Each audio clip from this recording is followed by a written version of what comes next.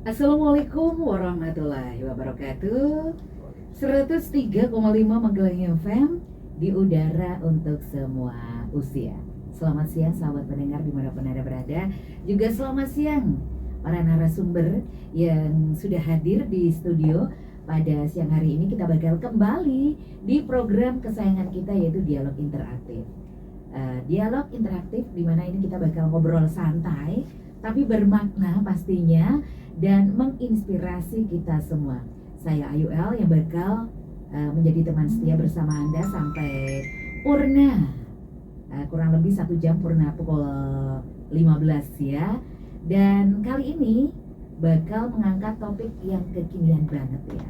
Kenapa saya bilang kekinian? Karena ini adalah keempat narasumber ini adalah dari generasi Z, generasi milenial ya. Meskipun satu di antaranya adalah Bapak Ketua DPRD Kota Magelang ya, tapi termasuk generasi Z, generasi milenial kata beliau ya. Oke, kali ini bakal mengangkat tema tentang membangun budaya bersepeda di kalangan Gen Z Kota Magelang. Dan kenapa sih bersepeda itu penting? Juga apa tantangannya bagi Gen Z di era digital seperti sekarang ini, dan bagaimana peran komunitas, sekolah, hingga kebijakan kota bisa mendukung gaya hidup sehat dan ramah lingkungan ini. Nah, oke sahabat, udah gak sabaran ya, langsung aja kita bakal menyapa keempat narasumber kita.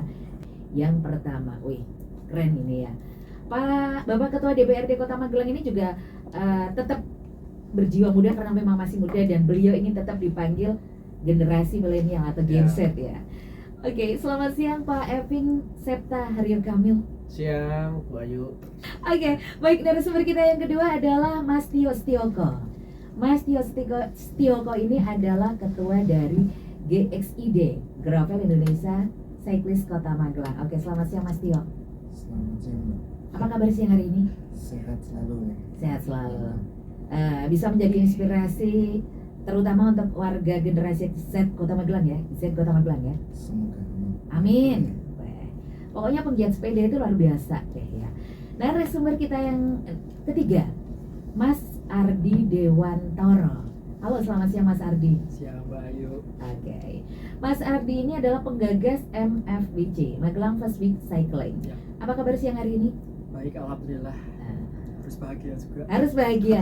Jangan lupa bahagia meskipun terkadang butuh pura-pura bahagia ya Mas ya. Baik, kayaknya agak mau curcol ini Pak Ketua. Iya. Mas Yang Ardi. dua orang manggilnya Mbak, saya Bu sendiri. Oh. Ini yang benar yang mana nih, Mas? Kita era ini Mas. Karena memang saya STW Mas. Oke, narasumber kita yang keempat adalah Mas Firman Syah HL. Beliau ini adalah koordinator MFSR Magelang Pesanderan. Halo, selamat siang Mas. Selamat siang kakak. Tadi Wih, udah, kakak ya. udah Mbak, sekarang Kakak panggilnya ya. saya kakak. Berasa, Biar lengkap. berasa sepantar kita loh Mas. Oke. Oke, langsung saja ya, pertanyaan pertama ini ke Mas Evin. Ya.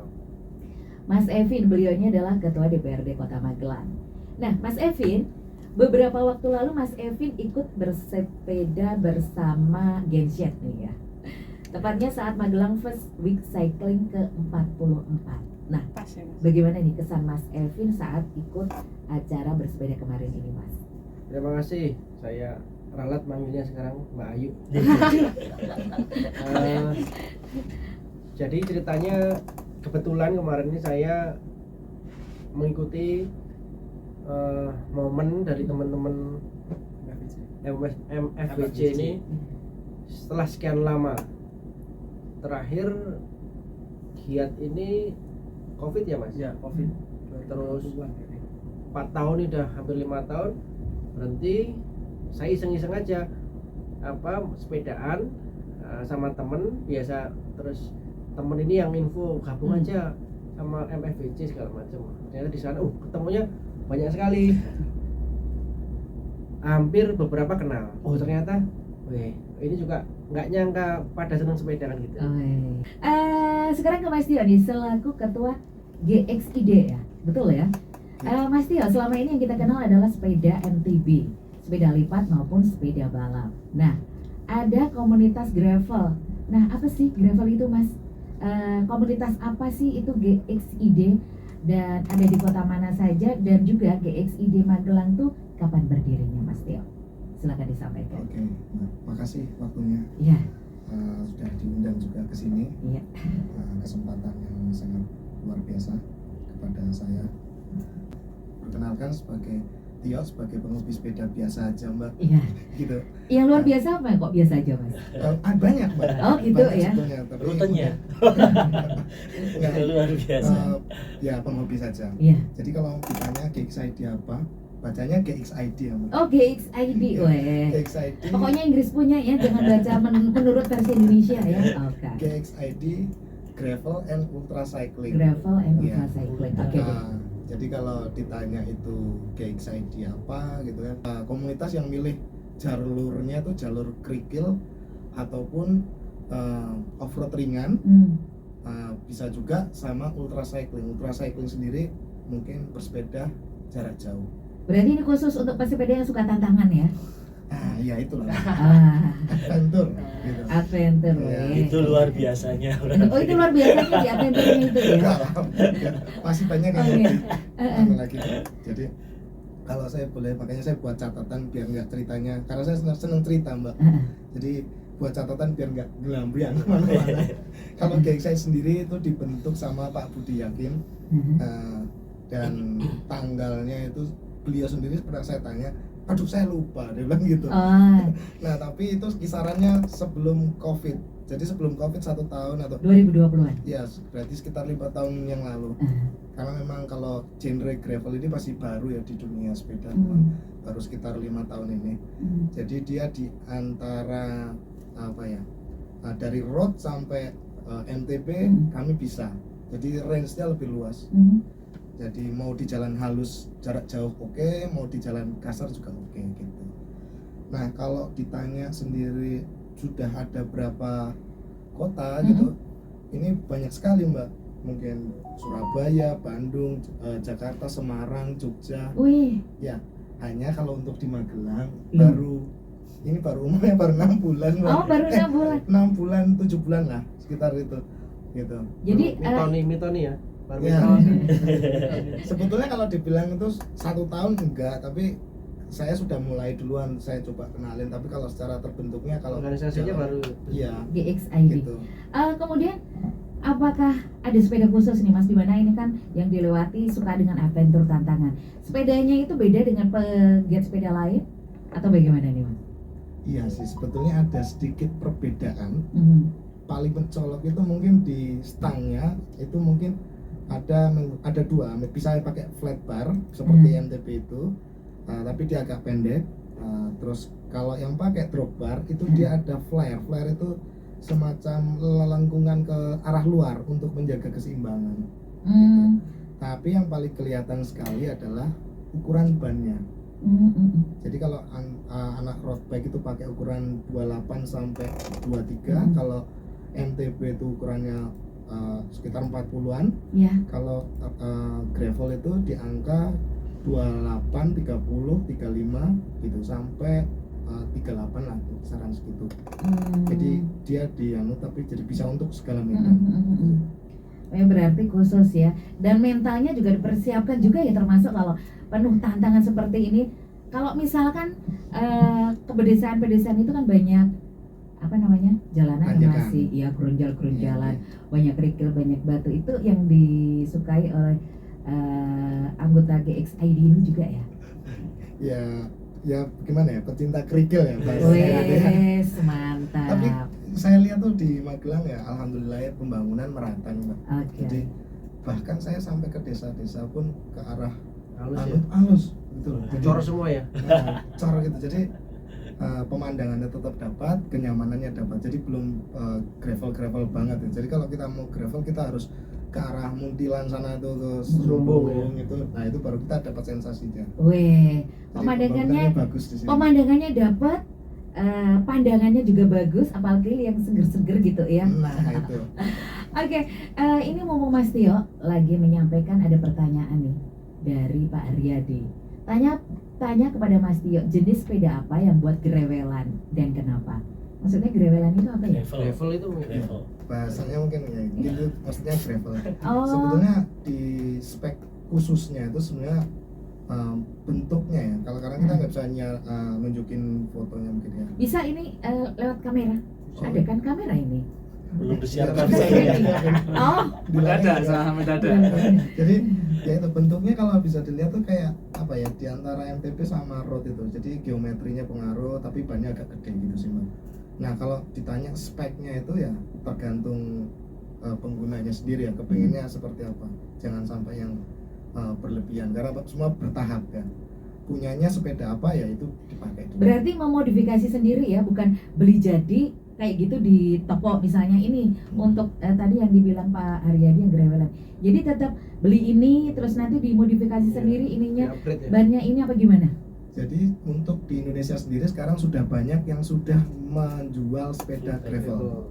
Ya, tapi dulu mungkin memang pada ngerakit ya, satu sesuai dengan keinginan gitu. Tapi sekarang banyak produsen yang sudah menyediakan, Oh gitu ya. bahkan yang produk-produk Indonesia juga sudah nyiapin banyak kok di pasaran. Termasuk di Magelangnya. Di Magelang. Oke, ini sepertinya pertanyaan banyak banget, tetapi saya ingin sampai akhir narasumber saya tanyain. Cuma Jadi sebenarnya Magelang First Bike Cycling itu lebih tepatnya adalah pergerakan, Mbak.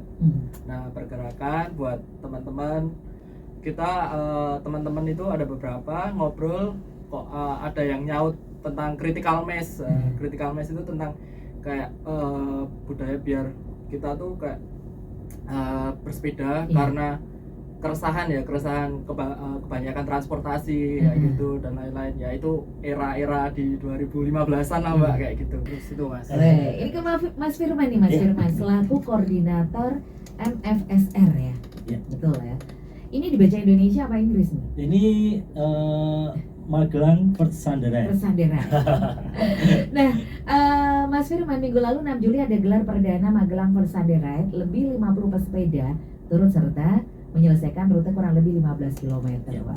ya, kembali lagi sih kita melihat dari akhir-akhir ini tuh banyak banget Gen Z yang mulai aktif bersepeda. Mungkin kalau dari Magelang First Bike Cycling Iya. kan sudah ada sendiri, Iya. dari KXID pun juga sudah ada kelasnya sendiri, ultra, long ride dan sebagainya. Nah untuk Magelang Persandera ini lebih ke fun bike yang di situ nanti kita bisa ramah ke anak-anak, jadi bisa gue sama keluarga, apalagi di pas hari Minggu kan, mungkin bisa gue bareng keluarga, bareng anaknya. Nah jadilah kecetus kemarin Magelang Persandera itu sendiri sih. Untuk semua usia ya Mas ya? Untuk semua usia. Saya belum pernah ikut yang ini. Saya Kayaknya levelnya begitu. masih yang ini aja. Karena berapa jam Mas itu? Untuk Seharian tuh, bisa tuh. untuk waktu itu sebenarnya tergantung jaraknya, makanya harus. Rata-rata jarak yang ditempuh berapa Mas? Nah ini Tergantung rute juga. Kemarin Dieng Pak, 140 bayangkan, Pak, kilo. Dari sini Naik. lah kalau saya belum levelnya sih. Belum. Perlu persiapan ya Mas? Belum persiapan. Persiapan mental dan tenaga. Mungkin kuat tapi setelahnya pasti saya tipes lagi mungkin. jangan. Tapi enggak. Memang butuh orang-orang spesial ya untuk GXID ini ya. Ya. Termasuk sepedanya juga ya. Oh iya, gimana Mbak? Kalau tadi suruh jelasin jarak ini memang agak ya, tergantung event yang kita ikutin sebetulnya. Oke. Kalau ultra cycling itu, kalau di Indonesia sendiri mungkin event ultra cycling ada punyanya Audax, Iya. Iya. ada 5.500. Apa itu 5.500? Oh itu jarak 500 kilo, Oh. elevasinya 5.000. 500 kilo. Magelang mana itu Mas? Jakarta. Ditarik Pak garisnya gitu ya. Pokoknya di Indonesia memang lagi booming belakangan ini ya, 3 tahun 4 tahun ini memang ultra cycling memang lagi seneng-senengnya. Iya. Jadi mulai dari angka long ride 100-an, kalau yang ultra cycling itu 130 sampai Ke atas. ke atas ya gitu. Jadi kalau eventnya ya tadi saya sebutkan itu ada punyanya Om Asrul itu di Surabaya, itu EJJ juga Iya. di angka 600 sama 1.500. Oke. Ya gitu. Jadi banyak eventnya, tergantung eventnya. Kalau dibilang berapa hari Ya tergantung izin. Tergantung visa. Iya, biasanya kapan sampai kapan gitu. Saran kepada pemerintah daerah Kota Magelang, bagaimana kalau seminggu sekali berangkat kerjanya naik sepeda? Makasih. Wih, ini Mas Evin Sudah Sudah direspon padahal sama pemerintah daerah. Surat edarannya sudah keluar tanggal 5 Juli. Minggu ketiga harus beda, kita lihat gitu ya. Pelaksanaan eksekusinya gimana gitu ya. Ini ada pertanyaan kembali dari Mas Patrick. Kepada Bapak Ketua DPRD, bagaimana cara ataupun upaya-upaya mengatasi hingga dikembalikannya hak pesepeda dan pejalan kaki di lajur lambat ataupun trotoar yang seringkali dibuat sebagai lahan parkir ya. ataupun sering dipakai oleh pemotor untuk melawan arus yang kadang membahayakan pengguna jalur lambat dan trotoar. Dan kepada GXID, apa itu sepeda gravel dan apa bedanya dengan sepeda road bike atau MTB? Ya. Mas Evin dan Mas Iya. Tio, monggo. Saya dulu ya, Iya. kalau bicara sebenarnya secara regulasi sudah jelas. Iya. Tempat-tempat atau jalur-jalur yang bisa digunakan. Terus saat ini memang yang faktanya yang terjadi banyak pelanggaran ya Mas. Masih. Entah itu parkir atau jual, ini yang menurut saya ya kalau dasarnya aturan sudah ada ya kita penindakan Iya. lapangan. Ya pasti dengan cara pembinaannya, dikasih tahu bahwa ini adalah fungsi utamanya adalah untuk ini segala macam. Terus ya saya kira juga butuh penyadaran, ini kan pasti ada yang langsung bisa, ada yang nggak bisa langsung ya Mas, karena kalau yang urusan nanti paling untuk dagang atau segala macam kan urusannya nggak mesti yuk rembukannya kadoan ya kadoan. Nah, ini yang menurut saya ini yang nggak gampang ternyata. Nah, ini yang menurut saya ya pemerintah nggak boleh capek untuk penertiban. Kolaborasi dengan Polres dan Satpol PP barangkali Mas Evin? Harusnya itu, dan yang paling penting adalah kolaborasi dengan masyarakatnya sendiri. Kesadarannya. Iya. Kalau bedanya itu mungkin dari paling mencolok itu di ukuran ban sebetulnya. Oh, ukuran ban. Ukuran bannya tadi seperti yang saya bilang, kalau untuk gravel mungkin 28 up, kalau road bike itu 28 ke bawah sampai 23. Bannya kecil-kecil gitu kalau road bike gitu ya. Bedanya lebih spesifik di Iya. ban ya. Iya. Sama kemarin saya juga dapat aspirasi dari teman-teman sepeda. Salah satu kan pegiatnya juga ada teman-teman dari ASN. Ini sahabat saya sebutkan ya, Mas Yoga. Anggarannya Pemda APBD ini yang untuk supporting sepeda ini masih rendah. Ya ini banyak hal faktornya saya kira. Iya. Ya ini yang kemarin tersampaikan di tahap perencanaan pun juga ya pasti sifatnya hanya bicara mesti penguatan optimalisasi infrastrukturnya. Iya. Nah, ini yang menurut saya ke depan benar-benar harus disesuaikan dengan kebutuhan. Dengan cara apa? Ya ini melibatkan teman-teman. Saya kira itu sih. Tapi proses terus berjalan. Oke. Aduh, luar biasa obrolan kita itu sebenarnya masih panjang tapi kita jeda ya, Mas. Siap. Sebelum, karena memang sesaat lagi kita bakal closing ya di program ini. Sebelum itu buat sahabat pendengar semua dan tetap stay di sini di dialog interaktif bersama pegiat sepeda. Oke, silakan Mas Ardi ya. Tantangannya ya Mbak ya. Iya. Tantangannya mungkin sekarang lebih ke gimana sih kalau teman-teman itu satu tahu, agar audiens lebih banyak itu satu tahu, dengan misalnya ada Mas Evi nanti bisa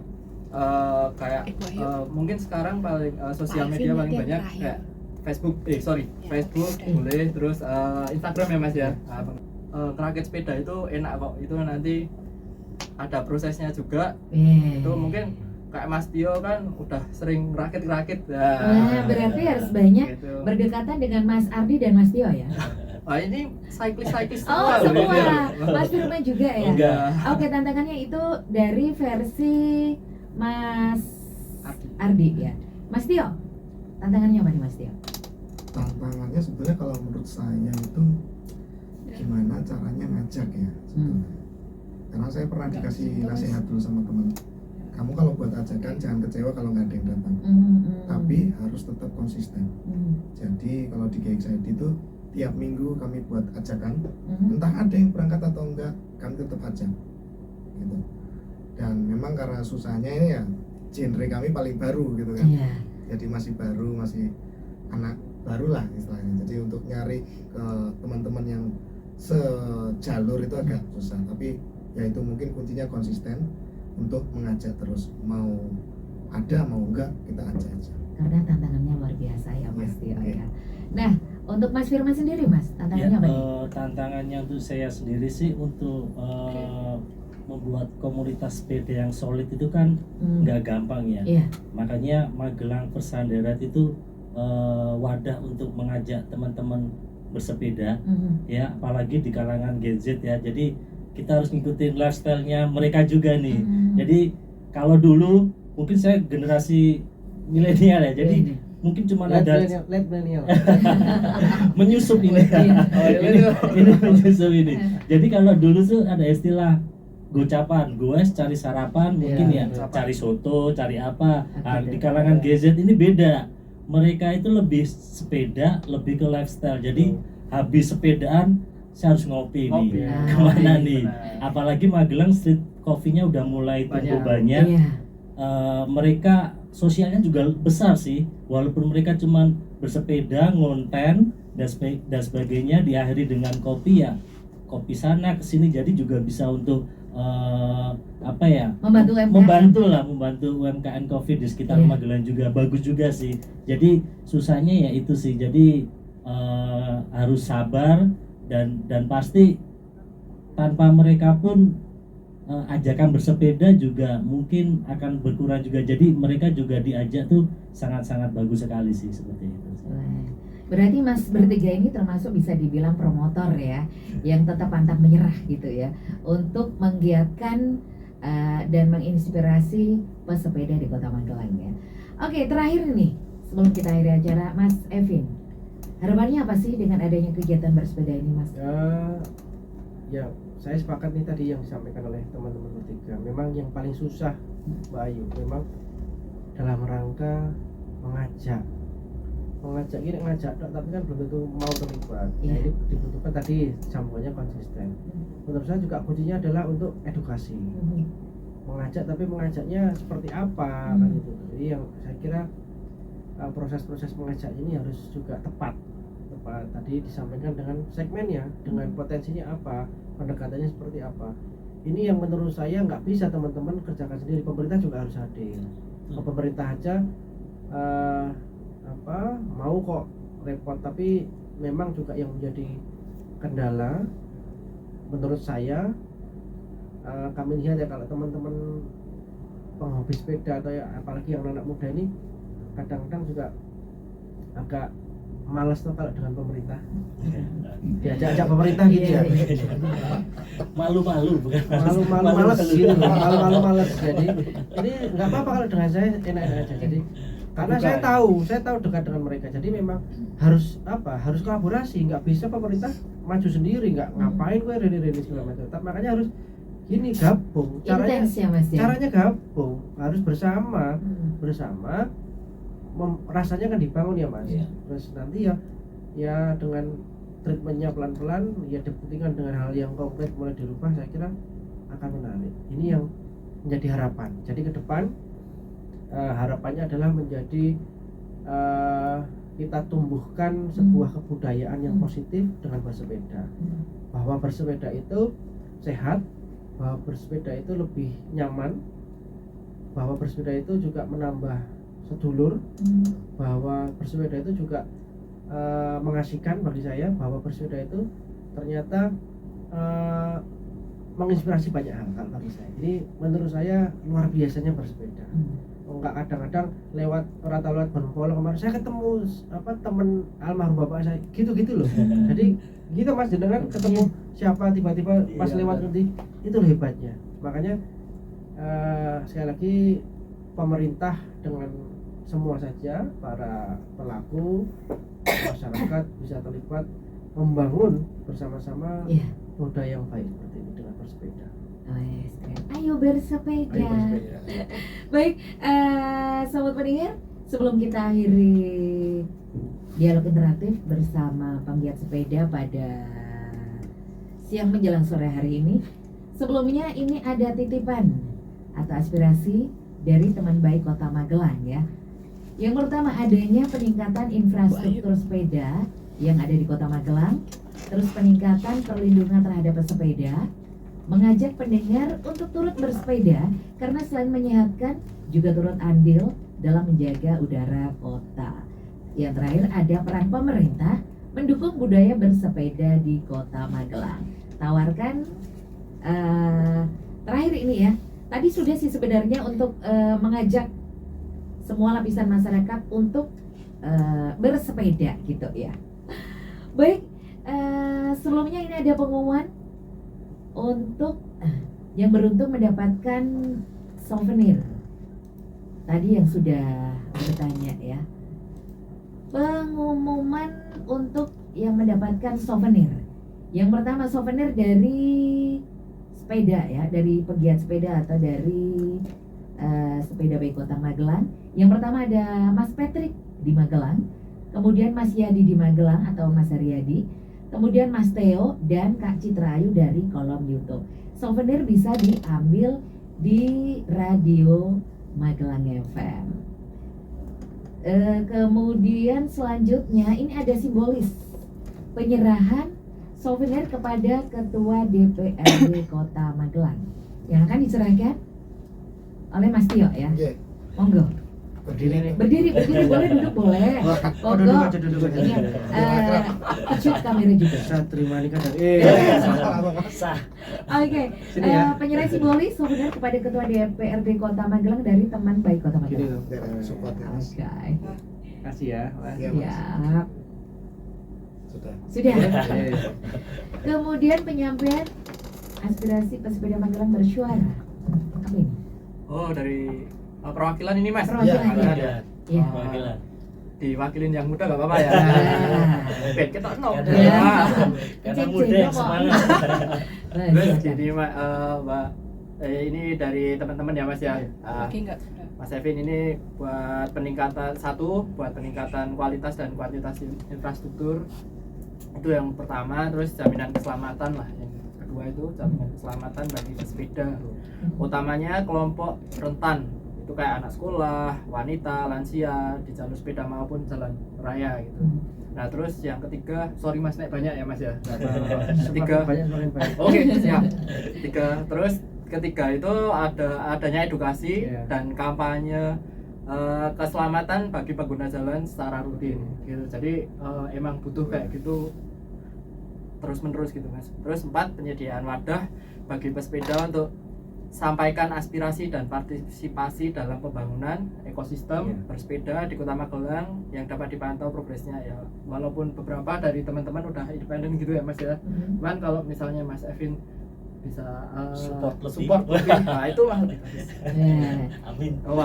Kemarin sudah dipraktikkan soalnya sama Mas Evin langsung gitu. Ini kayaknya endingnya minta support dari Mas Evin ya. saling support. Terus yang 5 itu pembangunan budaya gitu. Jadi Magelang itu biar ada culture bersepedanya gitu Mas.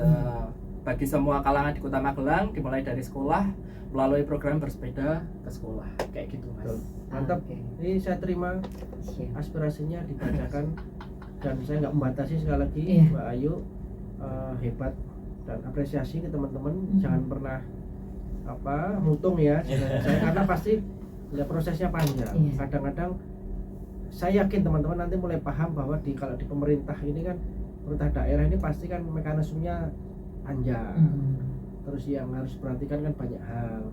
Mudah-mudahan ini saya kira dari aturan pun juga jelas. Ini harusnya menjadi perhatian kita bersama bahwa keamanan kenyamanan bersepeda ini juga harus bisa diwujudkan di Kota Magelang. Dan yang juga saya highlight adalah wadah aspirasi. Jadi saya juga nanti berharap di titik-titik kita bersama-sama nanti dalam tahap perencanaan di pemerintah daerah, teman-teman bisa terlibat langsung. Kemarin sudah terlibat, saya kira harus dilibatkan lebih dalam lagi sih. Karena kalau di awal nanti terus lebare orang ngerti, tiba-tiba ya Hilang. nggak tahu sampai kemana gitu. Ini saya sudah tangkap kok nanti. tinggal ke depan mudah-mudahan kita bisa. Oke. Dan terima kasih untuk kebersamaannya. Saya Ayu L undur diri dan tetap semangat. Jangan pernah lupa untuk selalu bahagia, meskipun terkadang kita butuh pura-pura untuk bahagia. Oke, selamat siang selalu. Wassalamualaikum warahmatullahi wabarakatuh. Waalaikumsalam warahmatullahi wabarakatuh. Dan salam sehat. Closingnya ada pura-pura bahagia ini. Closing. Gimana Mas? Ada pura-pura bahagia loh. Closing. Iya, kan itu bisa memberikan inspirasi juga dikabulkan Allah terus bahagia toh. Tapi kalau sepedaan terus pura-puranya hilang. Bahagia terus. Oke. Ayu L. Ya, biar ketok tulisannya. Sip, matur suwun Mbak Ayu.